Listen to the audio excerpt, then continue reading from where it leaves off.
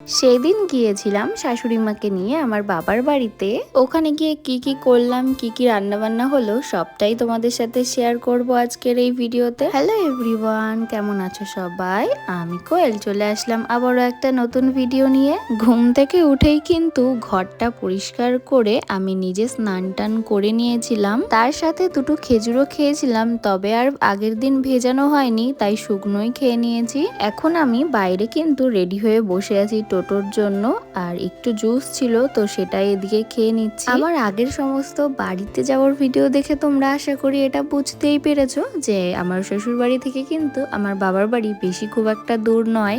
যাই হোক, আমি তো এখন চলে এসেছি বাড়িতে, আর বাড়িতে কিন্তু আমার মায়ের সাথে দেখা করে চলে গেছিলাম আমার পাশেই মাসির বাড়িতে। আমাদের বাড়িতে কিন্তু বেশ অনেক কয়েকটা গামছা রয়েছে, যেহেতু আমার শ্বশুর মশাই কাজ করে তো সেখান থেকে পায়। মাসিরা যেহেতু জল ঢালতে যাবে তো মাসিকে তার জন্য দুটো দিয়েছিলাম। এরপর কিন্তু সবার সাথে দেখা করে চলে এসেছিলাম বাড়ি, আর বাড়ি আসার পর দেখি আমার মা রান্না করছে। আর তোমরা তো জানোই বাড়িতে অতিথি আসা মানে নানান রকমের রান্না হয়, তাই মাকে একটু আমি হেল্পও করে দিয়েছি। তারপরে আবার জানো তো ঝিরিঝিরি করে বৃষ্টিও শুরু হয়ে যায়, আর আমার মা এদিকে বলছিল যে আমার শাশুড়ি মাকে ফলগুলো কেটে দিতে, তো আমি তার জন্য সেগুলো কেটে দিয়েছিলাম। বেশ কয়েকদিন আগে তোমাদের সাথে আমি একটা ভিডিও শেয়ার করেছিলাম যে আমি এটিএম কার্ড করতে দিয়েছি, তো সেই কার্ডটাই আজকে এসছে, তো সেটাই আমি এদিকে রিসিভ করে নিয়েছি। শ্বশুর বাড়ি বলো আর বাবার বাড়ি বলো, চিকেন রান্নার দায়িত্বটা কিন্তু সবসময় আমার হাতেই পড়ে, তার জন্য আমি এদিকে চিকেনটা করে নিয়েছি। সব রান্না বান্নাই মোটামুটি কমপ্লিট হয়ে গেছে। চলো তাহলে তোমাদের সাথে শেয়ার করে দিই কি কি রান্না হয়েছিল।